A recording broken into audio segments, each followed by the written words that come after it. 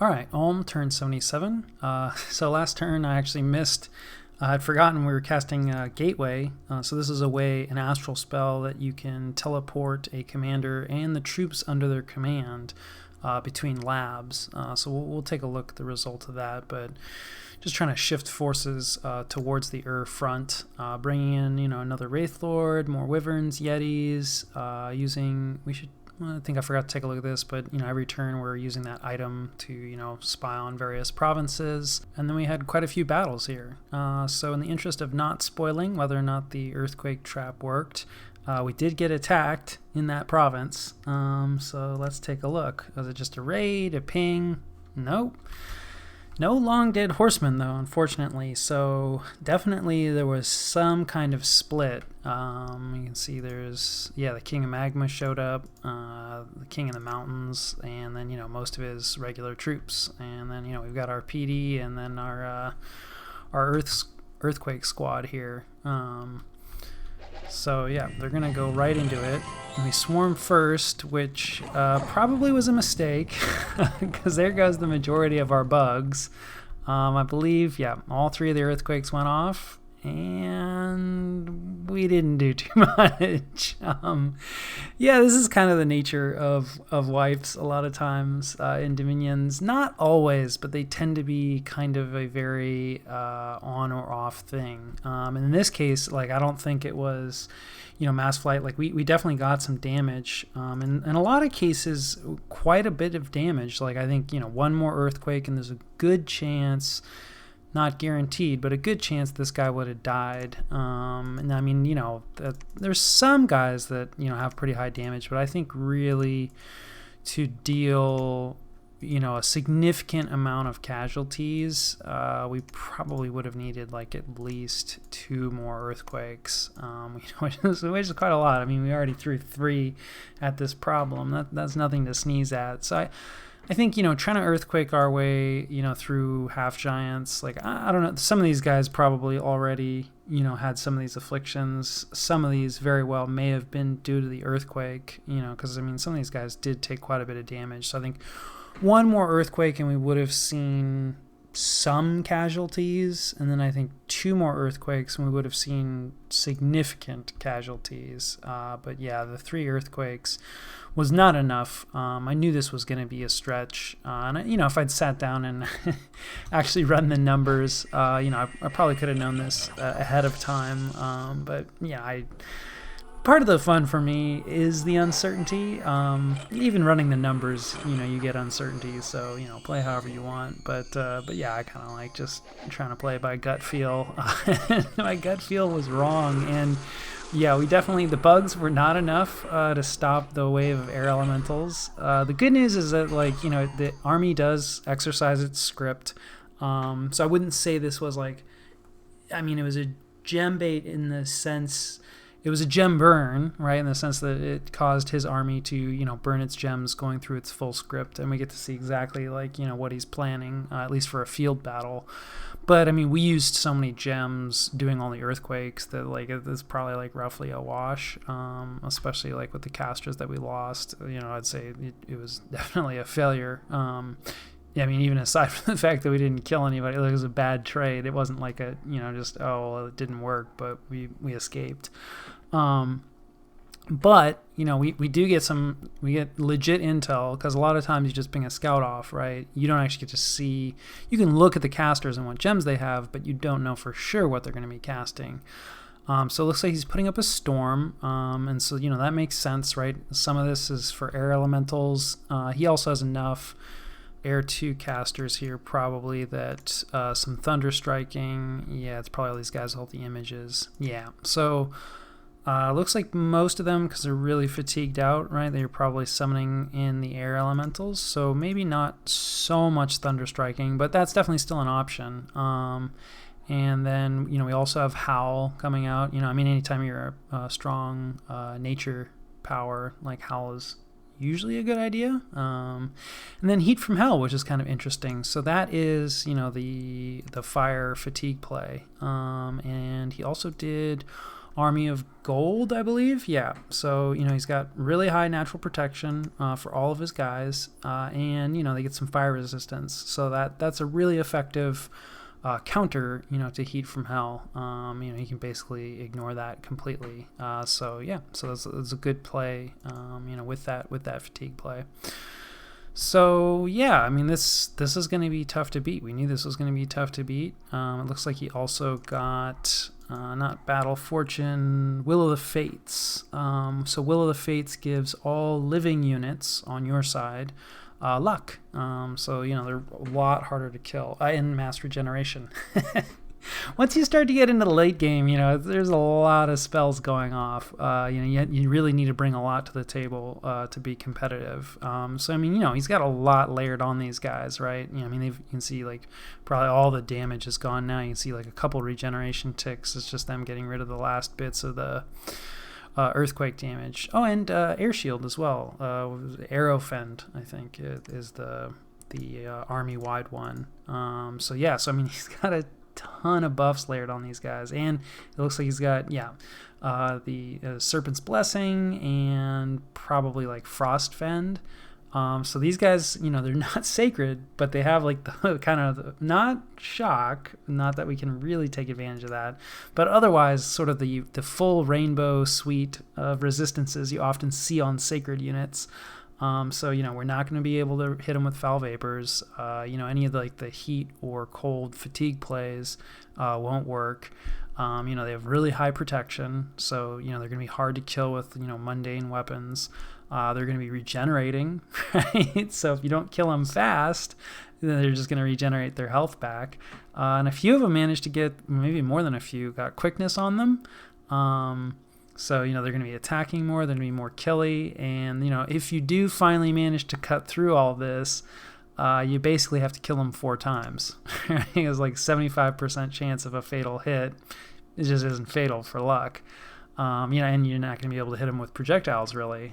So, I mean, this is a ton of stuff. This is a really good, this is what you want to do, if you have, like, a large army, in the late game, is just layer, a ton of buffs on them. And people talk about like this is kind of why troop quality definitely always matters, but it matters less in the late game, especially if you have the research advantage, because it's like, okay, my guys aren't that great, but it's like if you have this huge list of buffs on them and your opponents don't, it's like it kind of doesn't really matter that your guys originally weren't as good. So let's take a look. This was our Ivy King was successful against minimal PD. That's good news. We did kill, some casters, right? 2 Gudus, of which he has 28, so like not the end of the world. A few fewer air elementals and thunder strikes we're gonna see, and he lost 2 Ishibs, which I think are water casters. Which he has fewer of them, so now he only has 4. It probably isn't gonna dent his plans. Not even sure how he got a Shade Lord, but anyway, we killed it. Not particularly significant. We got 6 of his Urguard. We rolled the dice on the Earthquake Trap, and it failed miserably. We lost an Antlered Shaman, 2 Shamans, and a Warrior Smith. So I think actually mage-wise, it's like almost exactly equal in terms of losses. Then, we lost some Pale Ones, which is, whatever. And then, of course, we got like a bunch of kills, which were our own bugs.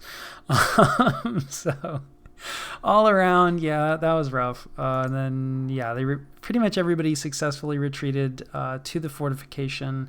I find, generally speaking, when units have the option to retreat to a fort, they do so almost always, which is kind of rare in retreats. Like normally if you're out in a field battle, you'll get units scattered all over the place, but for whatever reason they really like to go to the fort, and they may have been cut off. That may have been their only option, but they do tend to prefer the fort.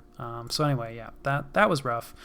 Otherwise, pretty much just raiding. Like here, our Wraith Lord, 1 PD takes it out, and this is where all of the long dead horsemen went. And this is, of course, ironically, this is in the cave. So I was kind of kicking myself here. I think, we needed a lot more damage, but I think it's like an additional 10.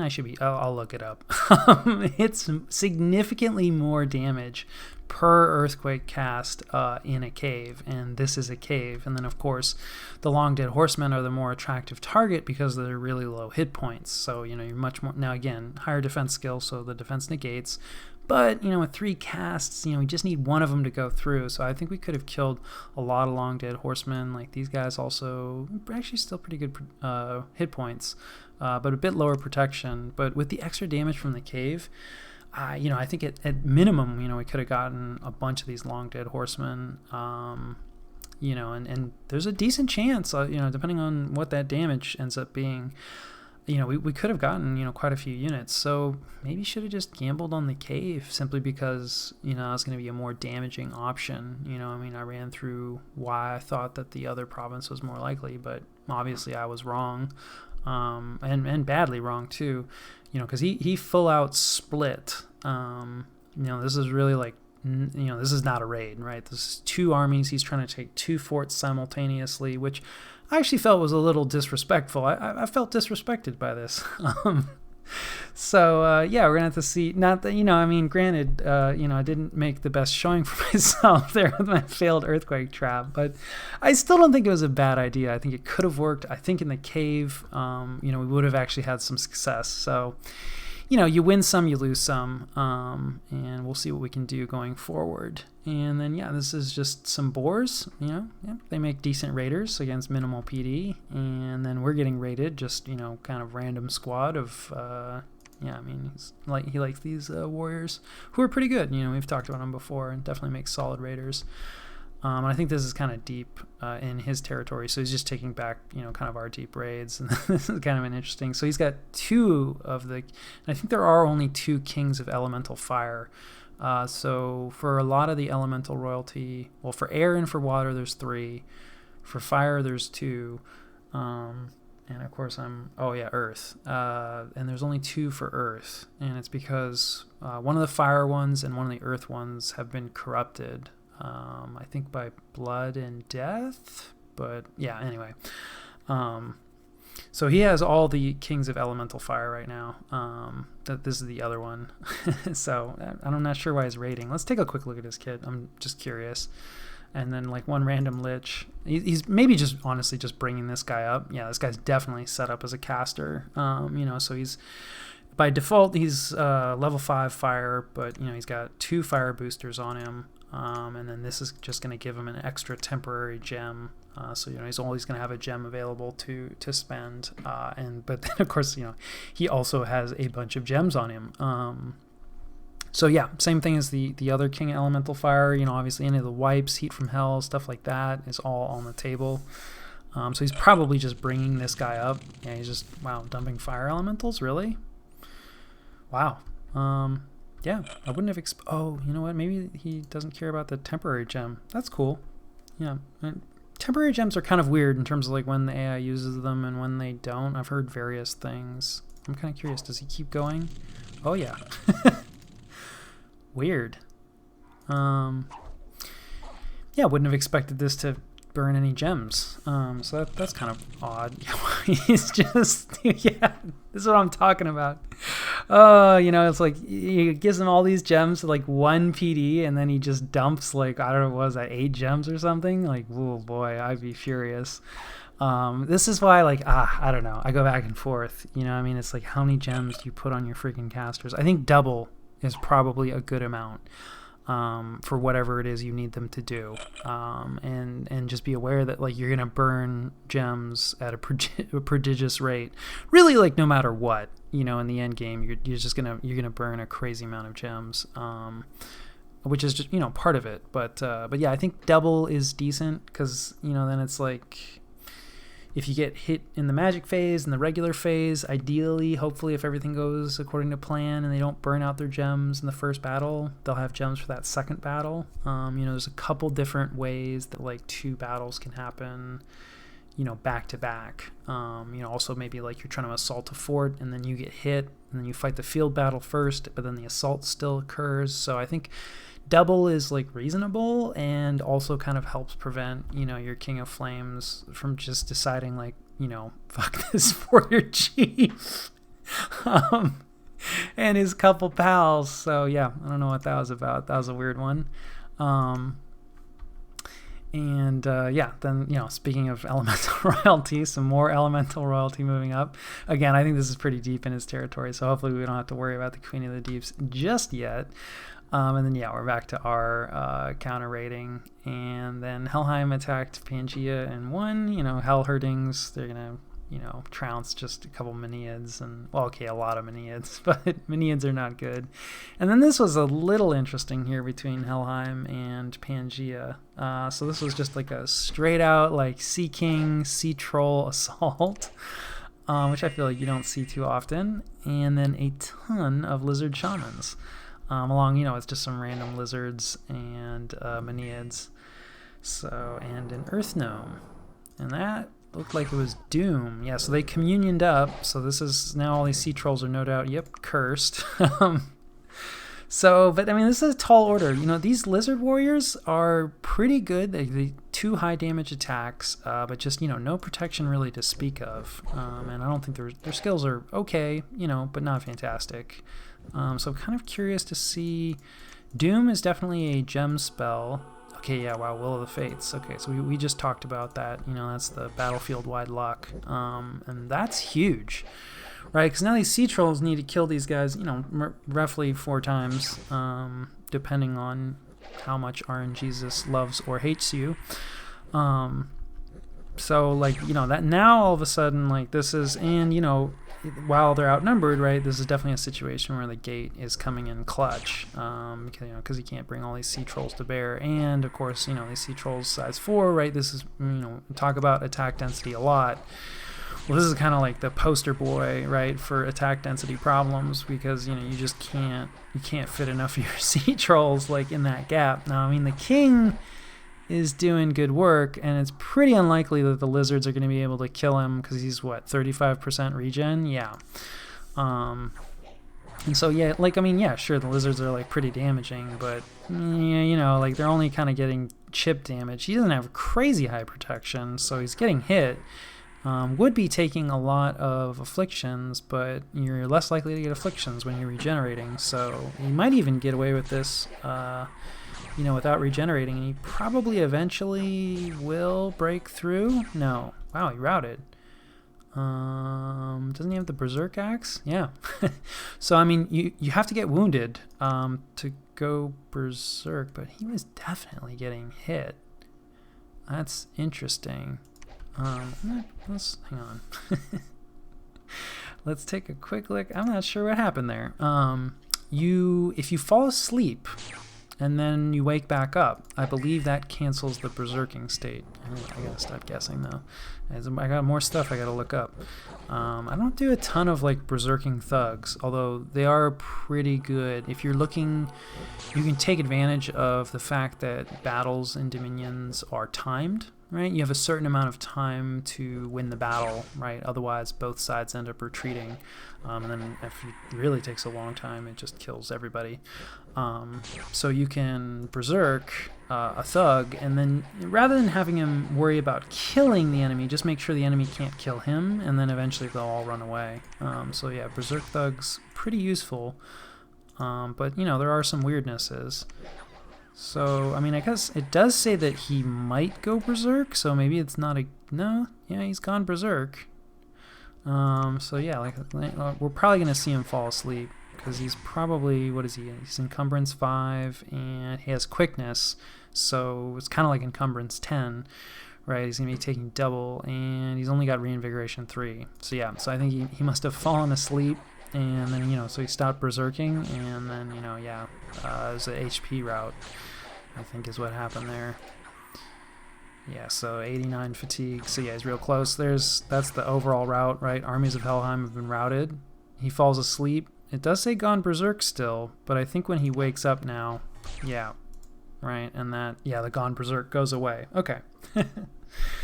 So anyway, yeah, a rare case where Helheim is turned around. That was a nice use of, people talk a lot about these lizard shamans. That was pretty much all lizard shaman. There's a lot of lizard shamans, right? And, you do need some troop support, definitely. But, you know, that's an example of, you know, where like mages really can turn things around. Like there's, you know, like 41, you know, sea trolls against, you know, like a couple Maenad, like roughly comparable numbers of Maenadids and lizard warriors. Like, yeah, my money is definitely on the sea trolls. But, you know, you throw magic into the mix, it's a different story. So yeah, that covers battles for this turn. And then, you know, we got a treasure of 65 gold. Thanks a lot, Misfortune. And I love these false prophets. You just can't get rid of them quick enough, right? Swear to God. So, yeah, anyway, maybe someday we'll get rid of him. And then, you know, speaking of being disrespected, you know, I mean, there's reasons for this. So both of our forts have been immediately breached, right? So, I mean, you know, there's a reason that has split. And is coming hard at us. Like they have good armies. Both of these are pretty scary forces. So the earthquake trap failed completely. So what's the backup plan? Well, in Underspring here, the backup plan is to run away. So we are taking anybody who can sneak is going to just slink away to, you know, various provinces. So this is one of the many advantages of being stealthy. Is, you know, it's like, okay, we're under siege. Normally you wouldn't be able to exit the fort, but if you're stealthy, you can just sneak right out. So, you know, we're sneaking you know, decent number of our mages out. We don't really have much. Yeah, we're sneaking our axe warriors out as well. So like any troops that we can sneak out, we are. The birds are not sneaky. So they will not be sneaking out. So instead, we are just going to throw a bunch of birds at them. I don't think that this is really going to work. Okay, yeah, no, right. This is part of the breakout. So we're doing more than just throwing birds. So this is something that you can do, and it will only work. It's a weird mechanic. It kind of makes sense, like so many things in Dominions. If a fort is taken, so like if he chooses to assault next turn, and he succeeds in that assault, any units that retreat, not in the siege but in an attempted breakout, so if there's like a field battle of units that are inside the fort that come out to try to fight but then retreat, they will actually retreat to like some surrounding province, right? So it's a way to get units that are trapped inside of a fort out of that fort. However, the enemy does have to assault and take the fort. If they don't take the fort, then, you know, when you break the siege and then tell your guys to retreat, they will just retreat right back into the fort. So yeah, it's kind of, it's a little wonky to pull off, and yeah, I blow this later, but yeah, it is doable. So that is the plan.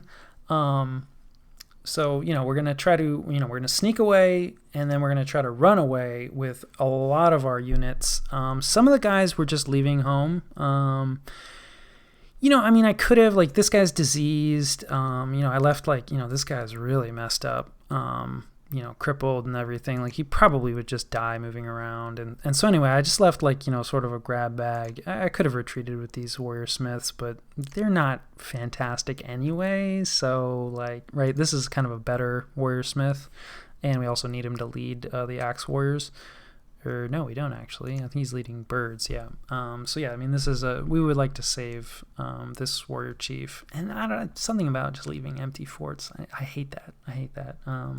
So you know, we've got a little defense. It's not really going to do anything. We needn't go over it. We'll see it in action if he assaults, and I expect he will.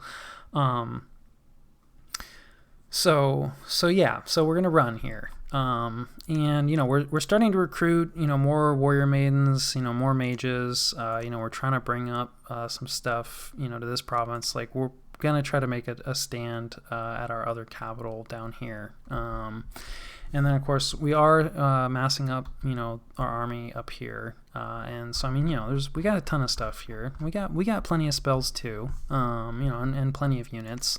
You know, I don't want to go over all of this madness just yet, just now. You know, we're starting to bring in our Wraith Lords. You know, we've got some guys to buff them. We have a bazillion great swords. You know, we got our gargoyles. We got a communion. You know, wyverns. We got stuff. So, you know, we'll go over this if and when it actually fights. Because right now, you know, we're just massing in our own province, you know, because we're not going to be able to get here in time to relieve this siege. And so this was the caster that gatewayed in. And I wish I could say that, you know, it's going to save the day. And I mean, it's not bad, you know, 20 gargoyles, nothing to sneeze at. So now we have, you know, 20 more gargoyles here. That's nice, but yeah, we're going to need more than just that. We have more than just that, though. So, you know, this has been cracked. He's probably coming in, although, you know, I wasn't sure about this because a lot of times people do like to poke, right? You know what I mean? He certainly saw that there were a bunch of, you know, mechanical men in there because I'd moved him in, you know, the turn before. So he's at least somewhat aware that I have some stuff in the fort, although the fact that, you know, he immediately one turn cracked it does indicate that there's a, you know, significant disparity of forces, you know, in his favor. That said, that can be deceptive sometimes because a bunch of what I have is mindless. So it contributes almost no siege defense whatsoever. And, you know, we've talked about that before. So he may be underestimating how much I have. I think I've also been like sneaking in, you know, axe warriors, which, you know, he may not have seen. So yeah, what do we have? What do we have to defend if he comes in? Well, we've got one of these, you know, how do you call them? Shame boxes, I think the community goes for. But it's an extremely well thought out and complicated shame box. I'm not sure who coined it or exactly what it refers to, but, you know, by default, your units just come in a box. So if you do absolutely no scripting, you know, they just have a ball of units, a box of units that just gets thrown at the enemy. So I think that's, you know, what shame box is referring to. And we have gone for a box, which I don't normally like to, you know, deploy in. However, I'm still pretty worried about mass flight. And we are outnumbered. So usually flyers want to outnumber the enemy because otherwise it's very easy, you know, for your flying units to get isolated and cut down. But flying during assaults obviously is really, really nice, you know, because, I mean, we just saw, right? I mean, we've seen many times, but we also just saw an example of, like, yeah, the gate is a real hassle, you know. So I'm expecting mass flight, you know, and I'm expecting, and also like air elementals and everything. And I mean, the box is not going to be good if he goes heavy on the thunder strikes, but it does kind of look like he's focused more on the air elementals. So, you know, the box will actually kind of help for that. You know, obviously anytime you're getting hit with, you know, lightning or like any kind of evocations, you know, you want to be spread thin. You don't want to be in a giant box. Okay, so what are we doing with what is our box made up of? Well, I mean, first of all, we have our birds. You know, there's just our patrollers. We're going to throw them. I mean, we don't even have a choice. They're undisciplined, so they just go in turn one. And you never know when you're going to get lucky, right? And a bird is going to interrupt a mage, or, you know, maybe even a pack of birds will, you know, kill like a critical mage. So, you know, you never know. But in terms of our actual box, so we've got our axe warriors and we've got our mechanical men. And let's see, it's going to be easier, I think, to run through some of the scripts. So the main thing that we're doing is we're doing rigor mortis, which we've seen before, right? This is a fatigue play. And we do have some human troops. And I don't have relief, I don't think, at this point. So, which is, you know, sort of the counter to rigor mortis, because rigor mortis is going to hit our own guys as well, including our casters. So we're not totally immune to the effects of rigor mortis. So it will hurt us somewhat as well. But for the mechanical men, right, they're not going to care about that. And the terracotta soldiers, they're not going to care about that. And the gargoyles are not going to care about that. Whereas I'm pretty sure most, if not all, of his units should fatigue out if he doesn't throw up relief, which he did not. Now, I mean, obviously people can change their scripts. So, just because he didn't script it, when he jumped on top of the fort doesn't mean he's going to script it when he comes in, but it is a pretty good sign. So hopefully we're going to put everybody to sleep. And then, our mindless units, our inanimate units, I think that's the tag that matters in this case, we'll just kill all of his sleeping units. And it's going to take a while. and we need it to take a while because rigor mortis isn't quick. It takes a while, like, if the battle doesn't go on for a long time, even before rigor mortis takes effect, then, he's just going to kill everything, before all of his units fall asleep. So to that end, let's see, we have Howl going up, of course, because we're a nature power. So, and Howl kind of cancels out Howl, like an opposing Howl, because, the wolves just sort of, all appear on the edge of the battlefield and fight each other. So it's like, yeah, we don't want his wolves messing with our stuff. So we're going to make our own wolves. And, if he doesn't throw Howl up for whatever reason, maybe he decides he needs relief instead, then, we'll have wolves messing with his backline, which is always a good thing. So, we've got Serpent's Blessing, because Foul Vapors is definitely something that could be happening. So, we definitely need poison resistance. Obviously, he was throwing up poison resistance, so, he's aware that, or at least cautious about the fact that we could do Foul Vapors. So I don't think we're bothering with our own Foul Vapors here, because, he's got that covered. But, we'll have that covered as well. Let's see. Weapons of Sharpness, of course, kind of all over the place, no doubt. And that's just going to help cut through. Like, it's a good spell, to throw on, right? You deal armor piercing damage, so you just cut through armor more effectively. And obviously, since he's doing Army of Gold, and all of his units are going to have really good protection, this is going to be essential. There are other ways, to deal with it. If you have like giant troops or something like that, something that's just going to deal a ton of damage anyway, then yeah, you maybe don't necessarily need Weapons of Sharpness, but it's kind of never bad, really. And let's see, surely we have some swarm in here. Oh, we do have relief. Nice. Okay, so we have relief. So that's going to help a lot for our casters and for our living troops. Although probably they will still, fatigue out a decent amount. Throwing out some Sleep Cloud, all like the normal kind of evocations, Falling Frost and etc. that we've seen before. I think we pretty much have all of the elemental buffs covered, right? So this is going to cover fire resistance, which should prevent that heat from hell from messing with us too much, right? Because he's also going to be doing his own fatigue play, so we need to worry about that. So this should counter that. And then let's see, what are we doing with our communion? Yeah, here's our swarm casters, right? And I think we have them, yeah, kind of all along the edges of the box for the most part, except not near these. These guys, I believe, are going to be making fire elementals, and they'll just burn up the bugs. So yeah, we're just going to try to create like a, pillow of bugs, basically just trying to increase the size of our box, but make the outer edges of our box just bugs, right? So there's more stuff that his guys are going to need to cut through. It's going to take more time, which is more time for Rigor Mortis to do its thing, and put his guys to sleep. The more bugs than everything they have to kill, the sleepier they're going to get, is the plan. Yeah, and so here's cold resistance, which we might not need, but, you never know, and I had the Firecaster, so throwing it on.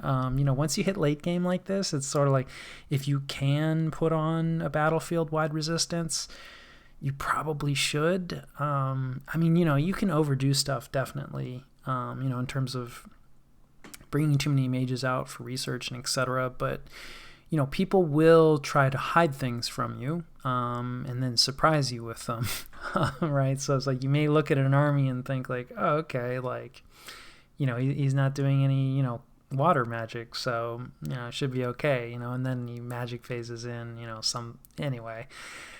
I just think it's like, if you have the option and you don't have something else critical that you need to do with the caster, it's probably worth it. We're throwing in some flaming arrows because why not? It's something we can do.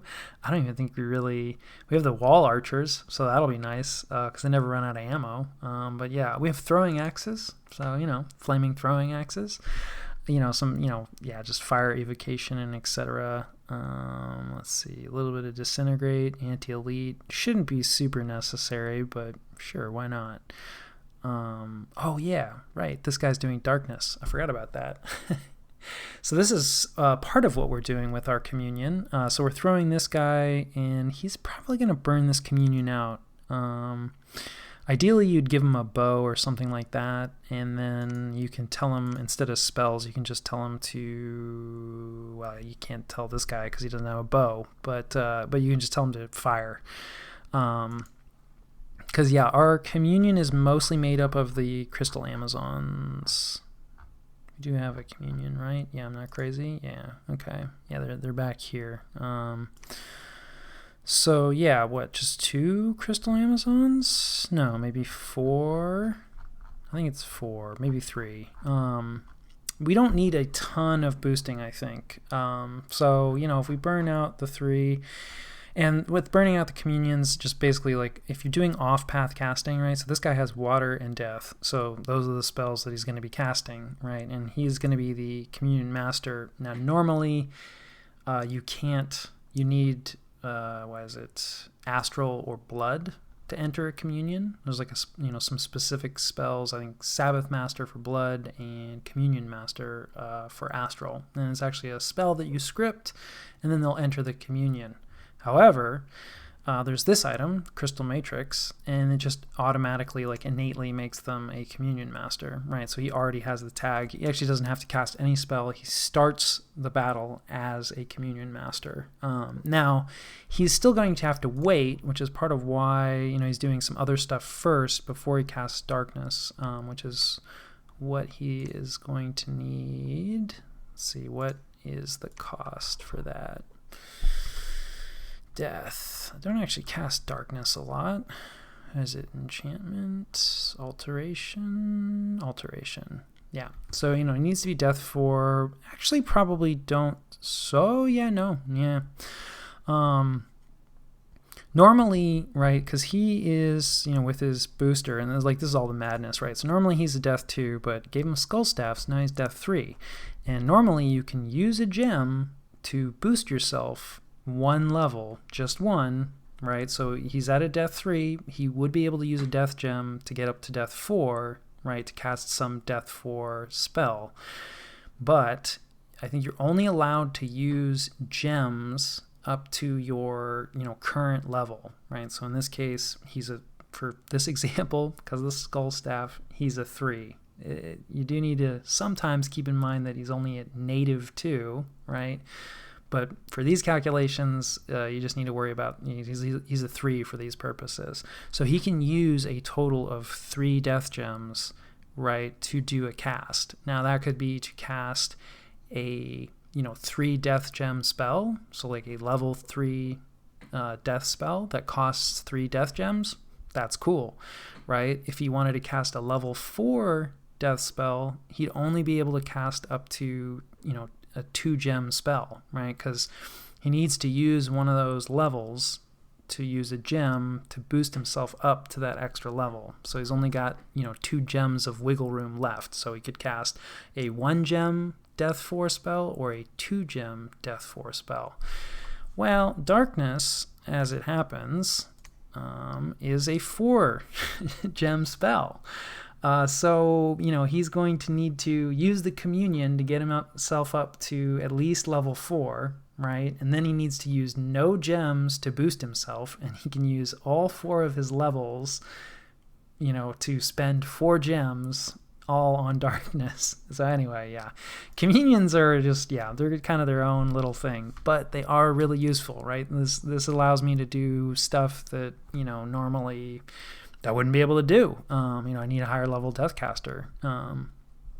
So anyway, all this madness. Darkness is not going to be like fantastic for us, but a lot of our stuff, right, has spirit sight, so it doesn't care about darkness, right? So the terracotta warriors, they don't care if it's dark. And I don't think, weirdly, the gargoyles, yeah, they need to see for some reason. Not really clear to me why, but hey, I'm not an earth mage, so yeah.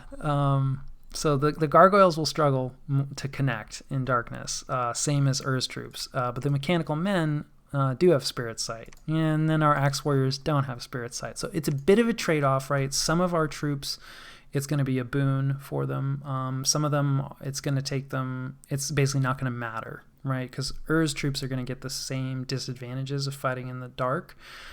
So for roughly half of our army, it's not really going to matter, but for the other half, it'll be a bonus. However, it will also just tend to make the combat go on longer, right? Because there's going to be more misses generally. And so we want to extend the length of the combat for rigor mortis, right? So that's kind of the thinking with darkness, is that some of our troops are going to get an advantage, and then overall it should increase the length of the battle, which will help for our rigor mortis. So we're doing darkness. More weapons of sharpness, some marble warriors, good spell, just boosting up probably our axe warriors protection. We do not yet have alteration 9. I've talked about that a couple times, right? Pushing out alteration 9. Does have alteration 9, right? That's why they can cast Army of Gold, which is, the best, or either Army of Gold or Army of Lead, kind of the best protection buffs, army-wide protection buffs that you can get. This guy's going to be dumping out a bunch of fire elementals. We've got one kind of, I hesitate to call him a super combatant. He's like a heavy thug. And like we just have this twin spear. It's not great. It's not like super killy, right? It's only going to kill guys one at a time. They'll come back as Solus. I don't really know how great this weapon is. Luck is nice. He's going to be really hard to kill. He's got the boost of quickness, so he's at least going to be a little more killy. He's got his shocking shield. We'll see. He's going to be hard to kill. He's not going to do a ton of killing himself. So we'll see. We've got him. We're going to send him in. He's out in front there. And so, yeah, that's kind of the plan, right? I think that covers it. There's probably something that I've missed. This is people talk about it's like Dominions, like late game turns, they can take a while, and you definitely see a good amount of subs like once you kind of hit like the mid to late game. I think again, like people like to, you get excited about it, you join a bunch of games early, and then they all get into like this level of detail and scripting, and it's like, oh my god, I don't have time for Dominions games, or whatever you've decided to sign up for. This is part of the joy of it, the madness. Overall the plan is make things dark, make the enemy sleepy, and then kill them in their sleep. And then also tire them out by having to fight a bazillion bugs. And then, try to get as many of our buffs on as possible, to prevent, all the fiery, doom that they're going to be bringing up, and any other madness that they might be casting. So yeah, we'll see. I was definitely, I at this point, I wanted him to assault because I felt that, this plan could work. And honestly, like sometimes you go through this much work, right, setting up something like this, and then for whatever reason, the battle never happens. And you really, at least for me personally, even if I was going to lose, I would have rather had the battle happen. So, it doesn't feel like such a waste, scripting and planning all this. And then, it's like, oh, well, actually something else happened. So none of this matters anymore. And I have to completely rejigger everything.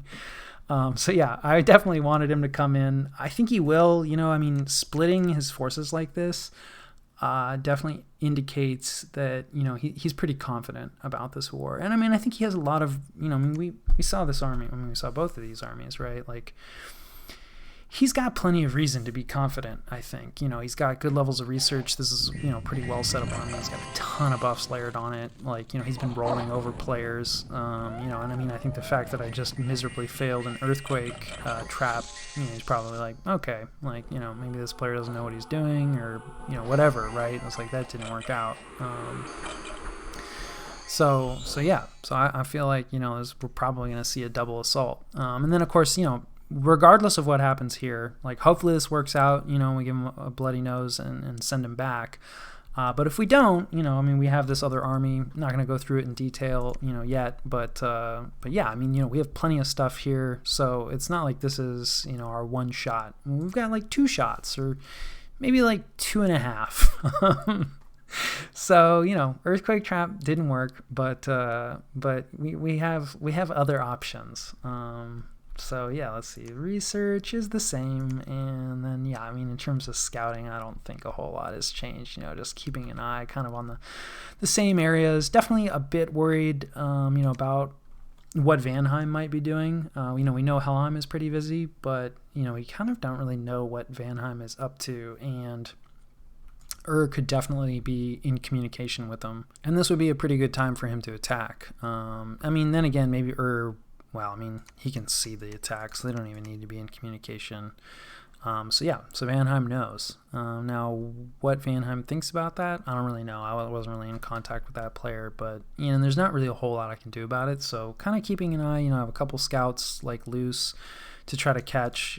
Sort of trying to watch like these like mountain passes, because it's like, okay, he's probably got to come through like one of these provinces. So if I see a giant army rolling through, then I at least know that there's a giant army coming. Yeah, not really sure what I'd be able to do about it, but something. So yeah, I think that covers turn 77.